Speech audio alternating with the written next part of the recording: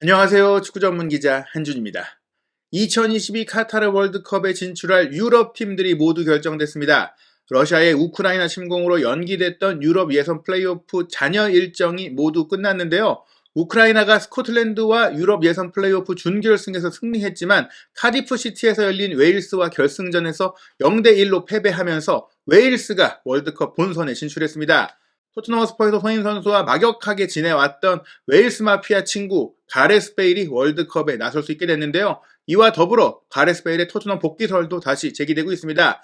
웨일스가 어떻게 본선에 가게 됐는지, 베일의 지금 상황은 어떤지 총정리해드리겠습니다.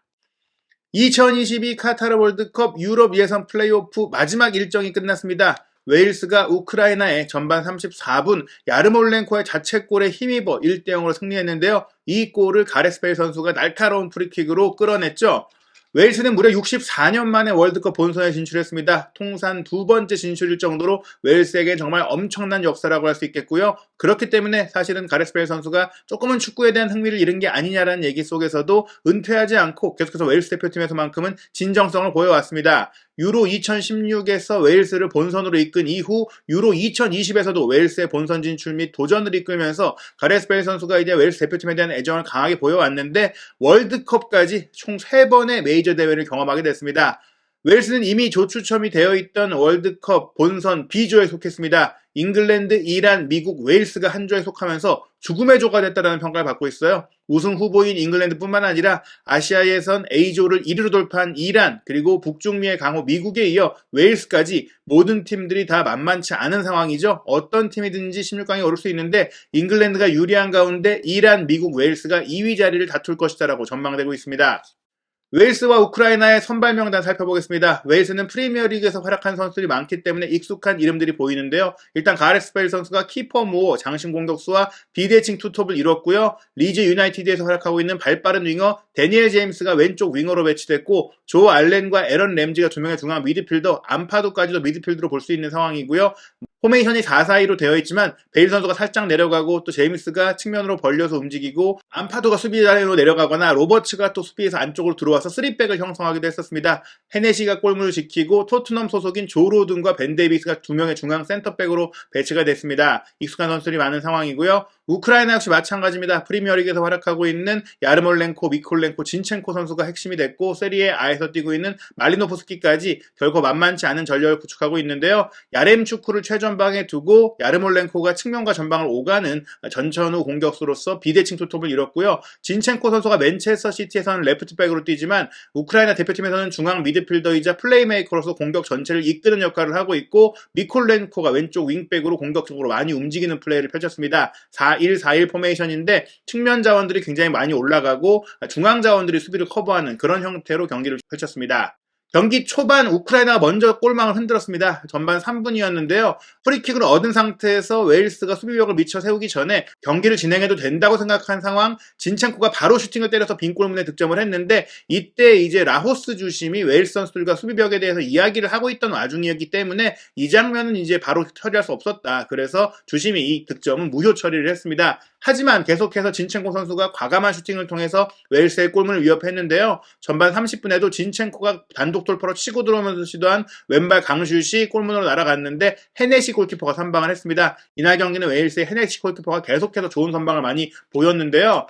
그리고 나서 4분 뒤 전반 34분 페널티 에어리어 왼쪽 후방 부근에서 가레스 베일 선수가 프리킥 기회를 얻었는데 날카로운 왼발 프리킥 크로스를 문전으로 보냈어요. 이 프리킥을 야르몰렌코 선수가 걷어내려고 머리로 건드린 것이 자신의 골대 안으로 이어지면서 자책골이 됐고 웨일스가 1대0으로 앞섰습니다. 전반전 기록을 살펴보면 우크라이나가 원정팀임에도 불구하고 56%의 볼 점유율을 기록할 정도로 자신있게 경기했고요. 전반전에만 우크라이나가 무려 9개의 슈팅에 유효슈팅 4개를 때릴 정도로 과감하게 축구를 했습니다. 웨일스는 선수들이 후역습의 자세를 취하면서 안정적으로 경기를 운영했는데요. 결국에는 상대 자책골이라는 행운까지 따르면서 단 하나의 유효슈팅밖에 기록하지 못했지만 1대0으로 앞섰습니다. 하지만 후반전에는 우크라이나가 달려드는 경기를 하다 보니까 뒷공간이 많이 생겼고 니코 윌리엄스의 왼쪽 측면 오버래핑 그리고 다니엘 제임스의 왼쪽 측면 공격 등 속도감 있는 역습이 펼쳐지면서 웨일스가 추가골의 기회를 잡았습니다. 니코 윌리엄스가 넘겨준 패스, 제임스가 왼쪽 자기 진영에서 상대 진영까지 단독 돌파로 빠르게 치고 들어갔고요. 장신 공격수인 키퍼 무어가 왼쪽으로 빠져 움직이면서 제임스의 패스를 받았습니다. 그리고 나서 가운데로 침투한 중앙 미드필더 에런 램지에게 키퍼 무어가 적절하게 패스를 내줬는데 에런 램지의 마무리 슈팅이 빈 골문을 앞둔 상태에서 바깥쪽으로 흘러나가면서 논스톱 슈팅이다 보니까 처리하기가 쉽지 않았어요. 추가골의 기회가 무산이 됐는데 반대편에서 가레스 베일이 크게 손을 들면서 달려오고 있었거든요. 프리 상황이었고 키퍼 무어 선수가 좁은 공간에서 빠르게 달려들면서 수비 견제까지 받았던 램지 선수가 아니라 길게 크로스 패스를 넘겨서 베일에게 내줬다면 베일이 프리 찬스로 슈팅을 할 수 있었던 좋은 기회이기도 했었습니다. 우크라이나의 역습도 이어졌는데요. 후반 10분에는 레프트백 미콜렌코의 컷백을 치간코프가 문전에서 잘라먹는 슈팅으로 연결했습니다. 바로 건드리면서 방향이 바뀌었기 때문에 골키퍼가 반응하기 쉽지 않았는데 헤네시 선수가 몸을 던지면서 막아냈고요. 바로 앞에 떨어진 공이 야렘추크에게 이어졌는데 야렘추크가 무너진 골키퍼의 위로 넘겼다면 골을 넣을 수 있었을 텐데 옆으로 차내면서 또 한 번의 득점기회, 동점골 기회를 놓쳤습니다. 역습 상황에서 웨일스는 날카로웠는데요. 교체 투입된 공격수 존슨이 후반 30분에 문전 왼쪽에서 크로스 패스를 논스톱 슈팅으로 연결한 것이 골포스트를 맞고 나왔고 이어서 전개된 공격에서는 가레스 베일이 문전 우측에서 왼발 발리 슈팅을 연결한 것 부슈찬 골키퍼가 선방했습니다.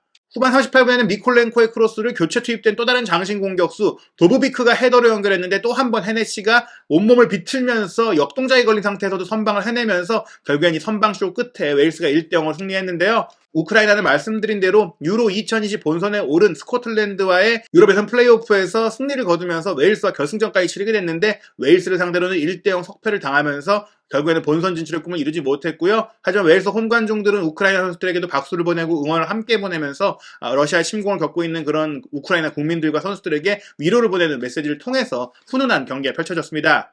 이날 경기를 마치고 맨체스터 시티의 전천후 미드필더인 진첸코 선수 우리는 잘했는데 웨일스도 너무나 잘했다. 무엇보다 헤네시가 이날 경기 최고의 선수였다. 오늘 정말 믿을 수 없는 선방들을 많이 펼쳤다. 우리는 오늘 질만한 경기를 한 것이 아니었다. 하지만 너무나 팽팽한 경기였다라고 얘기를 하면서 계속해서 열심히 하겠다. 웨일스가 월드컵에서 좋은 성적을 내길 바란다라고 또 좋은 인터뷰를 했습니다. 경기 전체 기록을 살펴보면 우크라이나가 무려 68%의 볼 점유율을 가져갈 정도로 후반전에는 총공세를 펼쳤고요. 기대 득점 값으로 보자면 웨일스가 0.63골, 한 골을 채 넣기 어려운 경기를 했어요. 총 10개의 슈팅을 하긴 했지만 빅찬스는 하나밖에 없었고 우크라이나가 오히려 기대 득점 값이 1.93골로 2골 정도를 넣을 수 있는 좋은 경기를 했습니다. 22개의 슈팅을 때렸고 또 빅찬스도 3개나 있었는데 결정력의 문제 그리고 헤네시 골키퍼의 선방 때문에 넘지 못했죠. 헤네시 골키퍼는 이날 경기에 무려 9개의 선방을 기록하면서 본인도 웨일스 대표팀 데뷔 이후 최고의 경기를 펼쳤다라고 자평을 했습니다.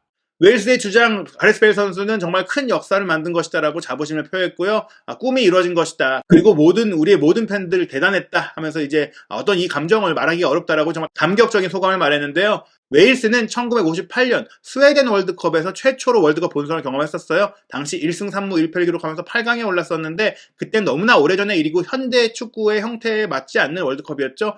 참가팀들도 많지 않았기 때문에 실질적인 현 상태의 월드컵 체제가 된 이후에는 웨일스가 월드컵 본선에 오르는 것, 유럽 예선을 통과하는 것은 아주 어려운 일이었거든요. 실제로 1962년부터 지난 2018년 러시아 월드컵까지 유럽 예선전을 돌파하기 어려웠었는데 32개국 체제로 치러지는 마지막 월드컵인 이번 카타르 월드컵을 통해서 역대 두 번째 본선 진출을 이루게 됐습니다. 웨일스는 말씀드린 대로 B조에 속했습니다. 잉글랜드, 이란, 미국과 한 조에 속한 것인데요. 웨일스의 첫 경기 상대는 미국입니다. 충분히 웨일스가 해볼 만한 상대다라고 보고 있죠. 미국이 최근 세대 교체를 하고 있는 가운데 경험이 부족한데 웨일스 같은 경우에는 유로 2016에서의 4강 신화를 기점으로 지난 유로 2020대까지 경험을 했고 계속해서 메이저 대회에서 꾸준히 팀들이 뭉치고 있기 때문에 특히 베일 선수가 마지막 불꽃을 불태우고 있기 때문에 미국을 잡고 또 이란 같은 경우에는 또 웨일스가 충분히 또 이길 수 있는 상대로 꼽히거든요. 웨일스가 일정상으로도 미국과 이란을 연달아 1, 2차전에 만나기 때문에 1, 2차전에 충분히 승점을 얻는다면 잉글랜드 아무래도 최대 난적과의 마지막 경기에 부담이 덜할 수 있어요. 잉글랜드 역시 마찬가지로 서로가 1, 2차전에서 충분한 승점을 얻는다면 1위 결정전 정도가 되지 않을까 싶을 정도로 흐름이 좋다라고 볼 수 있겠습니다. 한편 베일 선수 웨일스가 월드컵 본선에 진출하지 못한다면 은퇴하고 프로 골퍼로 전향할 거다라는 얘기들이 있었는데요. 이번 그 월드컵 본선 진출로 인해 경기 후 인터뷰에서 은퇴에 대한 생각은 조금 미뤘다라면서 웃었어요. 그러면서 여러 팀들의 제안이 오고 있지 않냐 이런 질문을 받았습니다. 베일 선수가 이제 올 여름을 끝으로 레알 마드리드와 계약 기간이 끝났기 때문에 현재 자유계약 선수인데요. 맞다. 지금 많은 제안들이 있다라면서 웃었습니다. 그 제안이 어떤 팀들인지는 아직 구체적으로 밝혀지지 않고 있는데요. 웨일스 클럽인 카디프, 잉글랜드 하브리그에도 뛰고 있는 렉섬 이런 팀들이 농담적으로 사실 베일 선수를 원한다는 얘기를 하고 있습니다. 아무리 베일 선수가 월드컵 본선을 위해서 감각 유지 차원에서 새로운 팀을 단기 계약으로 찾는다고 하더라도 그 감각을 유지하려면 최고 수준의 팀, 최소한 1부 리그 팀에서는 뛰어야 되거든요. 게다가 이제 베일 선수가 현재 상황에서는 무리해서 몸 상태를 좀 이제 아끼면서 월드컵을 준비할 것이기 때문에 조커 역할이나 로테이션 멤버도 괜찮다고 본다면 큰 팀들에서 베일 선수를 잠깐 활용하는 데 있어서는 도움이 될 수 있습니다. 그런 의미에서 토트넘과 연결이 되고 있어요. 토트넘이 콘테 감독 체제에서 전술도 바뀌었고 굉장히 강력한 선수들을 원하고 있지만 베일 선수가 팀 분위기에 좀 잘 녹아들 수 있고 또 팀 안에서 적절한 역할 속에서 기여할 수 있는 부분이 있다면 충분히 토트넘도 좋은 옵션이 될 수 있고, 베일 선수가 이번 마지막 이적에 대해서는 뭐 돈 욕심이 아니라 월드컵 준비하는 입장에서 이적하는 것이기 때문에 거액의 연봉 부담도 없거든요. 베일 선수의 이름이 언급될 수밖에 없는 이유는 현재 영국의 대중지 미러에서 보도한 대로 스티븐 베르바인 선수가 벨기에와 유럽 네이션스 리그 경기에서 득점하고 4대1 승리를 이끈 이후에 공개적으로 토트넘을 떠나고 싶다는 인터뷰를 했어요. 네덜란드 대표팀에서 경기를 잘하고 있는데 토트넘에 돌아가면 내가 거의 뭐 이제 기회를 못 받고 있다, 좀 뛰고 싶다, 확실한 이제 해결책은 내가 떠나는 것이다, 이렇게 얘기를 했기 때문에 베르바인이 떠나기 때문에 지금 토트넘이 측면과 전방을 모두 소화할 수 있는 공격수를 찾고 있거든요. 하지만 그 경격수는 이렇게 잠깐 쓸 선수가 아니라 꾸준히 손택 쿨트리오의 백업 자원을 볼 수 있는 선수를 보고 있는 것이고, 여기에 플러스 모우라 선수에 대한 아쉬움들이 있는데 모우라 선수는 지금 명확하게 이적한다고 볼 수가 없죠. 모우라 선수의 제안을 들어보겠다고 하고 있는 상황이다 보니까 베르바인이 나가고 새로운 공격수를 영입하고 여기에 베일 선수가 좀 감초 역할을 할 수 있는 상황이 된다면 적절한 그 조커가 될 수 있다, 이렇게 볼 수가 있겠습니다. 게다가 팀 분위기에 이미 잘 녹아든 선수이고 토트넘 내에도 웨일스 선수들이 많죠. 물론 조 로든 같은 경우에는 이제 방출 명단에 오르긴 했지만 벤 데이비스가 확실한 토트넘에서의 핵심 수비수이기 때문에, 게다가 손흥민 선수와 함께 할 때도 손흥민 선수를 웨일스 마피아의 일원으로 함께 지낼 정도로 좋은 관계를 맺어왔기 때문에 토트넘이 다시 한번 베일의 복귀로 웨일스 마피아가 재결성될 수 있다, 뭐 이런 가능성도 점쳐지고 있는데요. 실제로 토트넘 팬들은 돌아왔을 때도 베일이 나쁘지 않은 활약을 해줬기 때문에 환영하고 있는 분위기입니다.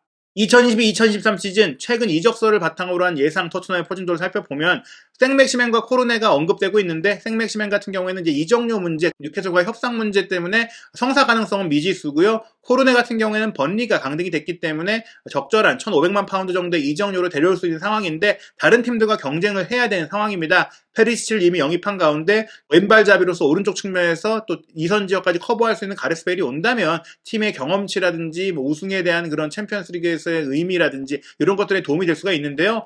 베일이 온다고 하더라도 이제 오른쪽 측면에서는 젊은 선수 스펜스의 영입이 추진되고 있고 도어티가 또 잘하고 있기 때문에 베일 선수가 오는 것은 분명히 팀 케미에 있어서는 나쁘지 않다. 다만 이제 말씀드린 대로 단기 계약으로 어느 정도의 조커 역할을 하는 부분이라면 충분히 의미가 있는데요. 아직 구체적인 얘기들은 나오지 않고 있고 토트넘이 베일을 뭐 원한다 이런 얘기들이 나오고 있는 것은 아닙니다. 과연 베일 선수가 월드컵을 준비하면서 어떤 팀을 결정하게 될지 조금 더 구체적인 소식이 나온다면 저희가 꼼꼼하게 체크해서 분석해드리도록 하겠습니다. 한준TV 새로운 유튜브 채널 구독, 좋아요, 알림 설정을 통해 최신 이적 소식들 확인하시기 바랍니다.